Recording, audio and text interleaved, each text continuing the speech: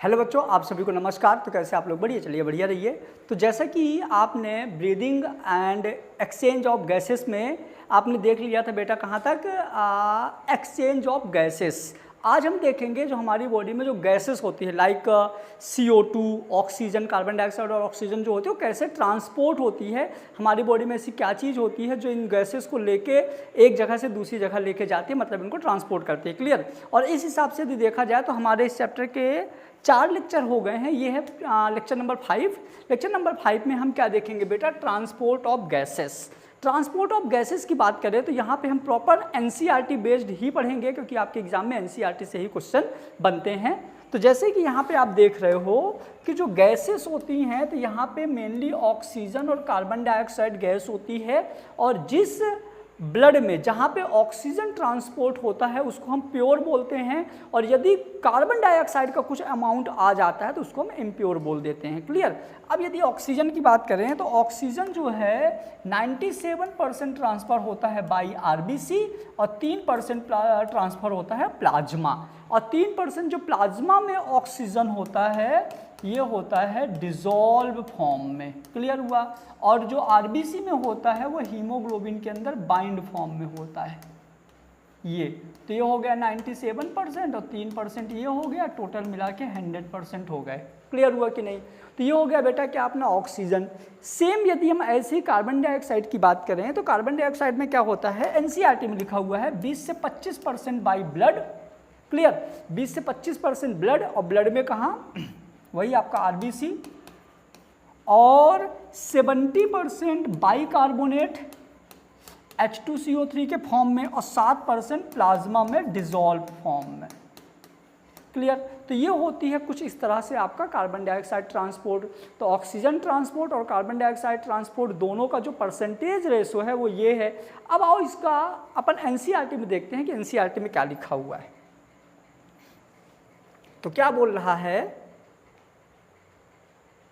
Haemoglobin is a red colour iron containing pigment. Haemoglobin जो होता है red colour iron containing pigment है। In the RBC O2 can bind with haemoglobin. Haemoglobin में बेटा HB में 4 binding site होती हैं, हीमोग्लोबिन में 4 बाइंडिंग साइट होती हैं जहाँ पे बाइंड करते हैं ये लोग ऑक्सीजन को। क्लियर? हीमोग्लोबिन ऑक्सीजन को बाइंड करती है, can bind with haemoglobin in a reversible manner to oxyhaemoglobin. मतलब ये रिवर्सिबल होती है, ऑक्सीजन निकल भी जाती है, अगेन ऐड हो जाती है। तो कैसा होता है? रिवर्सिबल होता है कि आपके हीमोग्लोबिन से ऑक्सीजन निकल भी सकती है और दोबारा ऐड भी हो सकती है। Clear? Each haemoglobin molecule can carry a maximum of 4 molecule of oxygen. हर एक हीमोग्लोबिन 4 ऑक्सीजन मॉलिक्यूल को कैरी करता है। Binding of oxygen with haemoglobin is primary related to the partial pressure of O2।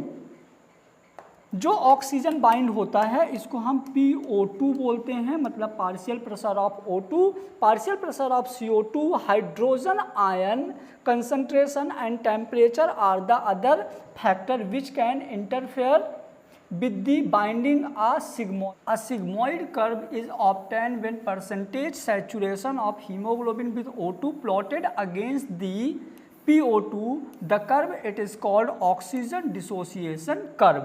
तो यहाँ पे आपको ऑक्सीजन डिसोसिएशन कर्व भी अपन देखते हैं, जहाँ पे आपके कार्बन डाइऑक्साइड का प्रेशर, H+ आयन और टेम्परेचर का अच्छा खासा रोल होता है। क्लियर? तो आओ ये है बेटा आपका ऑक्सीजन डिसोसिएशन कर्व। क्या है? ऑक्सीजन डिसोसिएशन कर्व में चलो जैसा आप ये देख रहे हो बेटा, जो आप यहाँ पे ग्राफ देख रहे हो, ये है हमारा ऑक्सीजन डिसोसिएशन कर्व। क्या है? ऑक्सीजन डिसोसिएशन कर्व है। अब ऑक्सीजन डिसोसिएशन कर्व में हम यहाँ देखेंगे percentage saturation of haemoglobin with oxygen.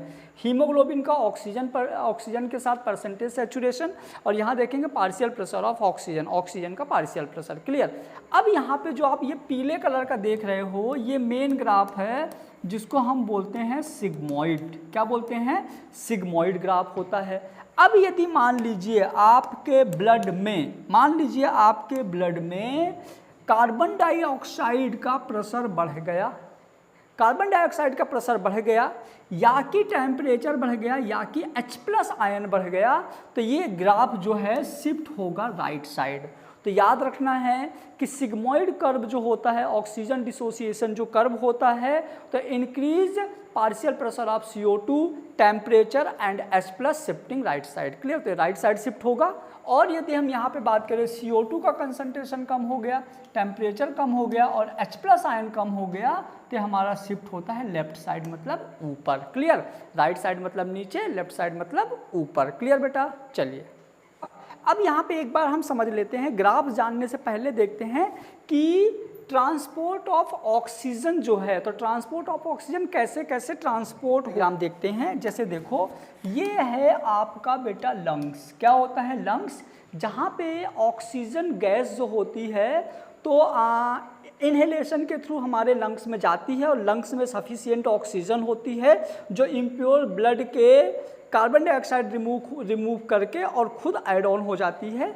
मतलब यहाँ पे ब्लड का हमारे क्या हो जाता है बेटा, यहाँ पे ब्लड का होता है प्यूरिफिकेशन। क्या होता है? ब्लड का प्यूरिफिकेशन। और प्योर ब्लड जो है इस तरह से होता है कि हीमोग्लोबिन के चारों बाइंडिंग साइड पे 4 ऑक्सीजन मॉलिक्यूल अटैच है। हीमोग्लोबिन के चारों बाइंडिंग साइड पर 4 ऑक्सीजन मॉलिक्यूल अटैच है। और ये जो चारों ऑक्सीजन मॉलिक्यूल अटैच हैं, मतलब 97% ऑक्सीजन हीमोग्लोबिन के साथ आरबीसी के अंदर बाइंड है। 3% ऑक्सीजन जो है प्लाज्मा में डिसॉल्व है। अब ये जो ऑक्सीजन है तो पल्मोनरी वेन के थ्रू आता है बेटा, कहाँ? पल्मोनरी वेन के थ्रू आएगा हार्ट में, हार्ट से बॉडी में। क्लियर? पल्मोनरी वेन के थ्रू आएगा हार्ट में और हार्ट से आ जाएगी बॉडी में।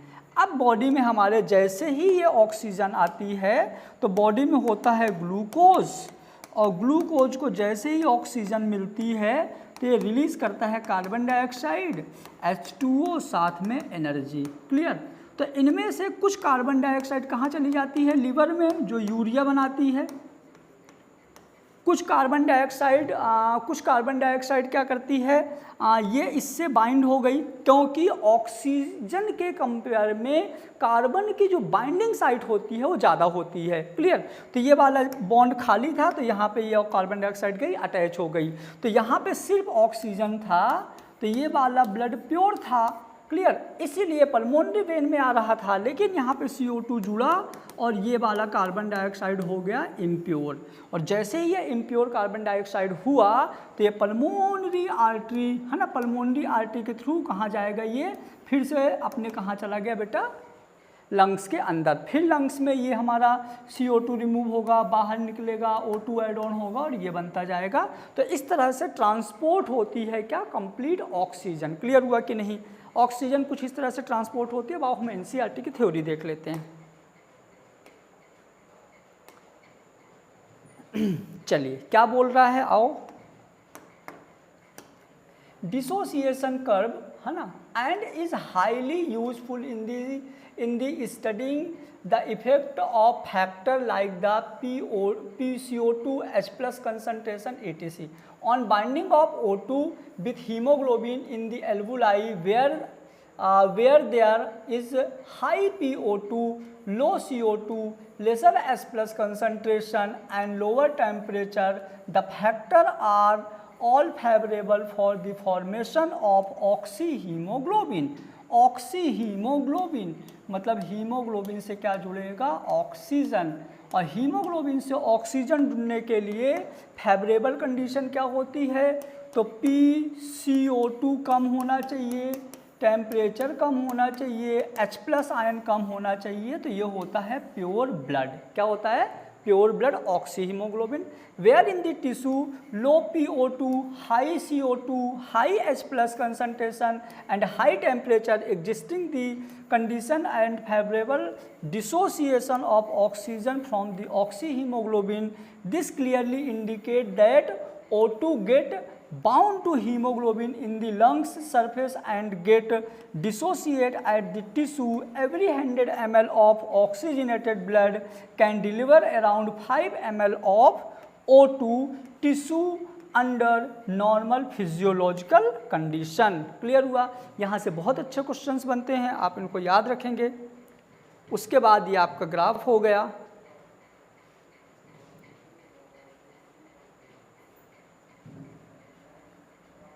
अब यहाँ पे है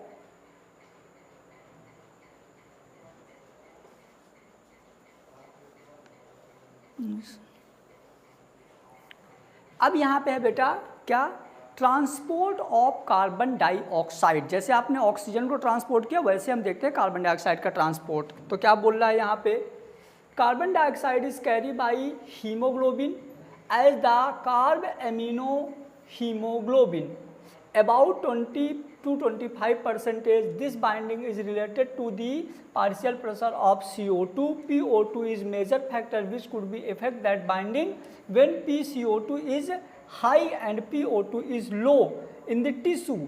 मतलब टिश्यू में जो होता है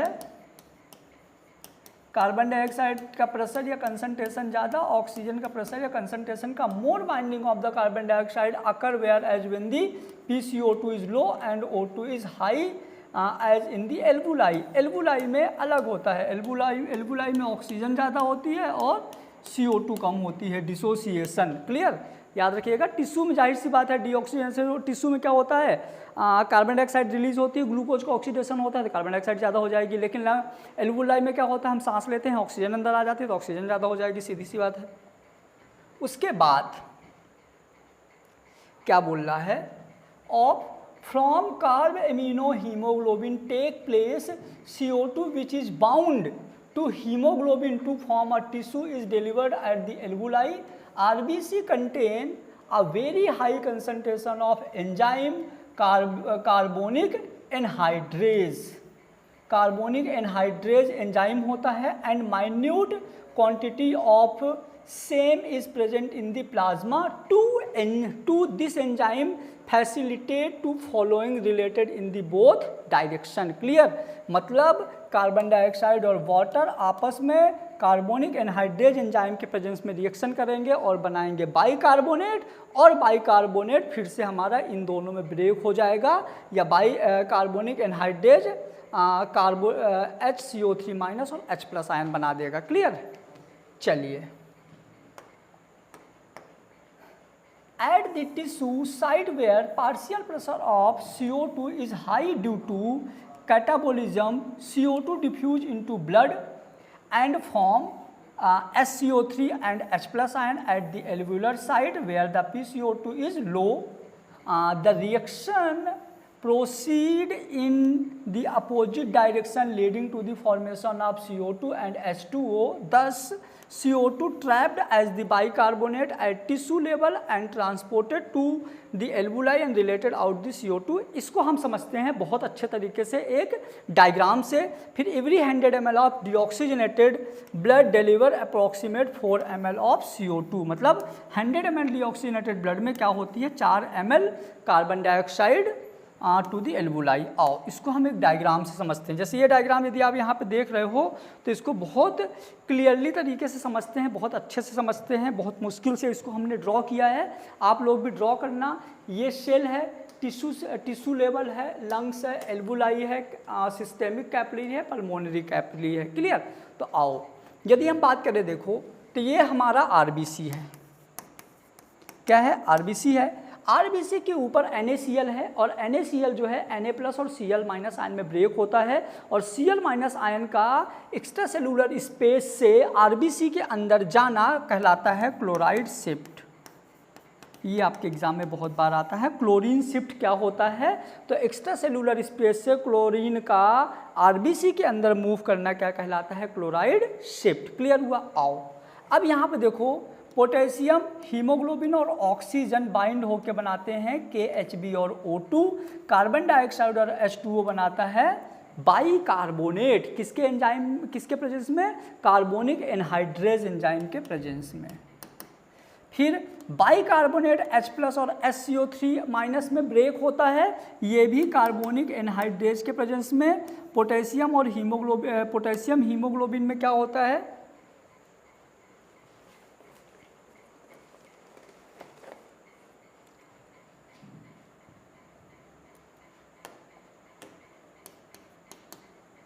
KHB में क्या होता है, K प्लस और HB यहाँ पे अलग हो जाते हैं और H प्लस HB HHB बना देता है, ये वाला H प्लस हीमोग्लोबिन के साथ जुड़ जाता है, CO2 H प्लस HB के साथ HHbCO2 और ये क्लोरीन हमारा क्लोराइड शिफ्ट से अंदर आके KCl बना देता है पोटेशियम के साथ। क्लियर, तो ये हो जाता है हमारा कहाँ पे, टिश्यू लेवल में। यदि हम यही चीज़ लंग्स में बात करें तो लंग्स में क्या होगा, यहाँ पे KCl K प्लस और Cl माइनस अलग हो जाते हैं, HHbCO2 जो है तो H और HB अलग हो जाता है, CO2 अलग हो जाता है और ये जो CO2 अलग हुआ तो ये कहाँ चला जाता है, एल्वुलाई में, और ये एल्वुलाई से कहाँ चला जाता है, बाहर चला जाता है। क्लियर, ये RBC से कहाँ गया, एल्वुलाई में, एल्वुलाई से बाहर चला जाता है। इसके बाद H और HB जो है H प्लस HB बनाता है और ये H प्लस जो है कार्बोनेट से वो अटैच होकर बना देता है बाइकार्बोनेट H2CO3। क्लियर, तो ये भी कार्बोनिक एनहाइड्रेज एंजाइम के प्रेजेंस में। फिर H2CO3 CO2 और H2O बनाता है और ये वाला CO2 फिर से कहाँ चला जाता है, अपने एल्वुलाई में, एल्वुलाई से बाहर निकल जाएगा। उसके बाद H प्लस HB और O2 बना देगा KHB और O2। तो इस तरह से जो आपका कार्बन डाइऑक्साइड होता है वो ट्रांसपोर्ट होता है। तो इसको आप इस ग्राफ के अकॉर्डिंग याद रखेंगे, है ना। ये CO2 और H2O कार्बोनिक एनहाइड्रेज एंजाइम के प्रेजेंस में बनाता है बाइकार्बोनेट और ये बाइकार्बोनेट कार्बोनिक एनहाइड्रेज से HCO3 माइनस और H प्लस आयन में ब्रेक हो जाता है। क्लियर, तो ये रिवर्सिबल प्रोसेस है, यहाँ से उधर, उधर से उधर और ये रिटर्न भी आ सकता है। क्या बोल रहा है कि जो हमारा 1 ग्राम हीमोग्लोबिन होता है वो कैरी करता है 1.34 ml ऑक्सीजन। इस तरह से यदि हम बात करें 100 ml ब्लड में 15 ग्राम हीमोग्लोबिन होता है और 1 ग्राम हीमोग्लोबिन 1.34 ml ऑक्सीजन कैरी करता है, तो 100 ml ब्लड में 15 ग्राम हीमोग्लोबिन है जो 1.34 ml ऑक्सीजन कैरी करेगी। मतलब टोटल इनटू करोगे तो आ जाएगा 20 ml oxygen carry by 100 ml blood. Clear हुआ बेटा, तो ये लेक्चर आपका खत्म होता है। इसके बाद इस लेक्चर के लास्ट 2 टॉपिक और बचे हुए हैं इस चैप्टर्स के। कौन कौन सा टॉपिक है, तो एक टॉपिक आपका होगा ऑफ रेस्पिरेशन और दूसरा टॉपिक बचा हुआ है इसके डिसऑर्डर। उसके बाद अपन नया चैप्टर स्टार्ट करेंगे सर्कुलेशन। आप लोगों के यदि कोई भी डाउट हो तो आप लोग जरूर कमेंट कर दीजिएगा और इनमें से यदि कुछ समझ में नहीं आया हो आप वो भी बता दीजिएगा। लास्ट में जाते जाते मैं आपको एक बात बताता हूँ, कहते हैं ना कि मंजिल मिल ही जाएगी भटकते भटकते, गुमराह तो वो हो गए जो घर से निकले ही नहीं। तो घर से निकल के तो देखो मंजिल क्यों नहीं मिलेगी।